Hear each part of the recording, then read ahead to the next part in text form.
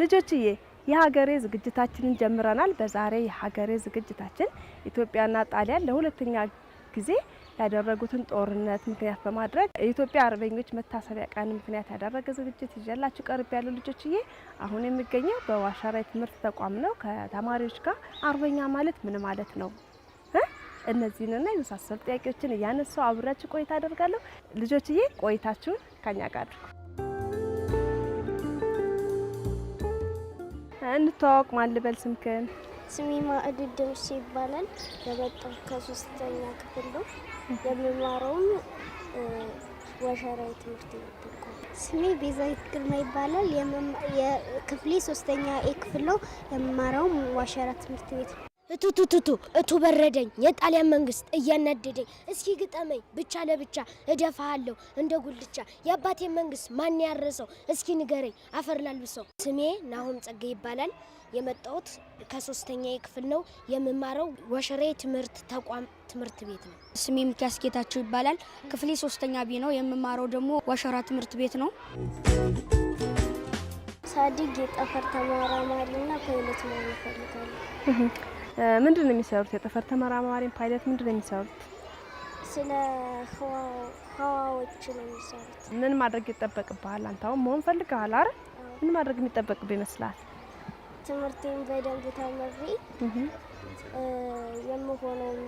የምፈልገውን ነገር ሳዲግ ዶክተር መሆን የምፈልገው አገራችን ላይ ብዙ የሚታመሙ ሰዎች ስላሉ የእነሱን መቅረፍና ሰዎችን ማዳን ስለምፈልግ።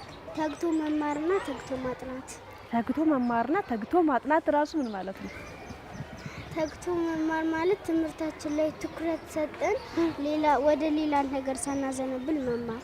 ሳዲግ መሆን የምፈልገው እግር ኳስ ተጫዋች ነው። እግር ኳስ ተጫዋች? አሁን እግር ኳስ ተጫዋች ለመሆን ካሁኑ ትምህርቴን አጠናክሬ መማር እንዳለብኝ እያረኩ ነው። እየተማርክ ነው? በትክክል ልምምድ ሳታረግም አሁን ትምህርትን ትማራለህ። እግር ኳስ ደግሞ የራሱ የሆነ አካላዊ እንቅስቃሴ የሚጠይቅ ነገር ነው። ምን አይነት ዝግጅት ያደረክ ነው? ያው የቤት ስራዬን የክፍል ስራዬን እንዲሁም ትምህርቶችን ካጠናቀቅኩ በኋላ እግር ኳስ በሜዳ ላይ ተጫውቼ ትሬኒንግ አድርጌ ወደ ቤት እገባና ቤተሰቦችን በማገዝ ቤተሰቦችን ታግዛለህ። አሚኮ ልጆችን ትከታተላለህ? አዎ። እሺ፣ ከአሚኮ ልጆች ዝግጅቶች እስኪ ንገረኝ። ምን አለ በውስጡ?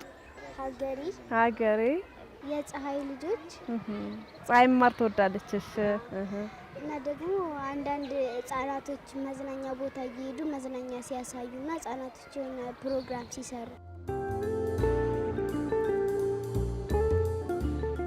አርበኛ ምን ማለት ነው? አርበኛ ማለት ሀገሩ እንዳትነካበትና ቀኝ ግዛት እንዳትገዛ በደንብ የሚጠብቅ ጀግና ሰው ነው። አርበኛ ማለት ኢትዮጵያን ከዳር ድንበሯን ለማስጠበቅ የሚዋጉ ሰዎች ናቸው። አርበኛ ማለት የጦር መሪ፣ አዛዥ፣ አሰላፊ፣ አሰማሪ፣ በጦርነት ጊዜ የሚያሰልፍ የሚያሰማራ፣ በዚህ ቦታ ያዝ እያለ የፊት አውራሪ ማለት ነው። አርበኛ ማለት እኛን ደማቸውን አፍሰው አጥንታቸውን ከስክሰው በድሮ ዘመን የጣሊያን ወረራ ኢትዮጵያን ክብሯን ያላስደፈሩ ወይም ደግሞ ጀግኖች አርበኞች ይባላሉ።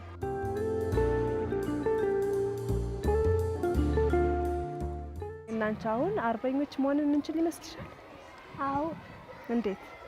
እንዴት አርበኞች በሚዋጉበት ጊዜ ሴቶችም ጦር ይዘው ሲዋጉ ነበር እና ደግሞ ለቢዋጉ ሰዎች ምግብም ሲያቀርቡ ነበር። አሁን እኔ እና አንቺ ደግሞ የዘመን ሰዎች ነን አይደል?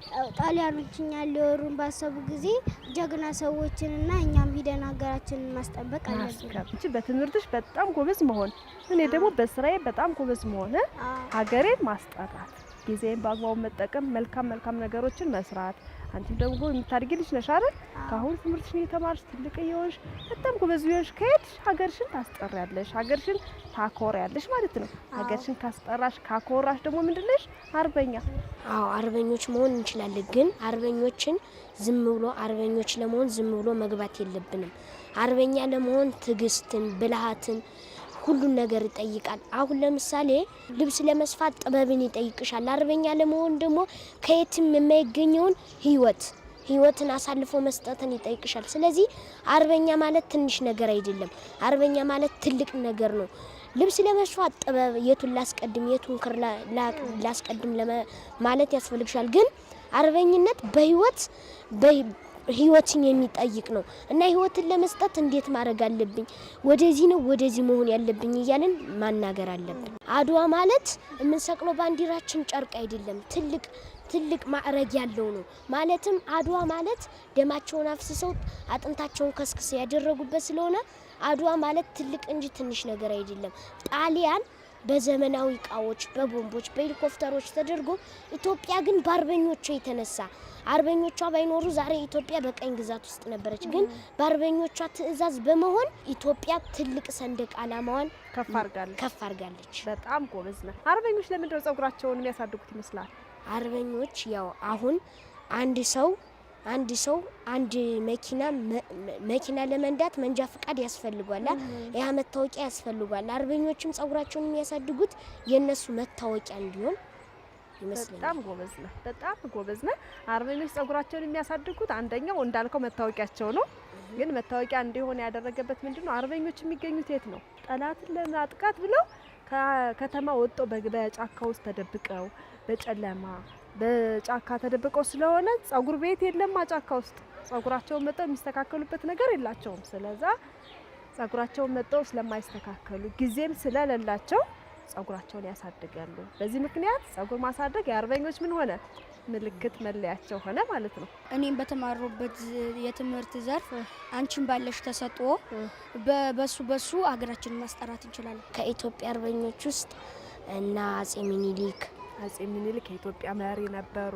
እሺ ሌላ መሪ ናቸው እሳቸው?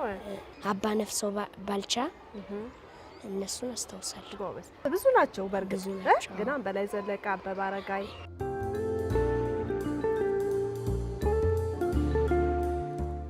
ልዩ ችሎታ ምለው ፉከራና ዘፈን አለ። ፉከራ አለ? እስኪ ለልጆች አቅርብላችሁ። ዘራፋ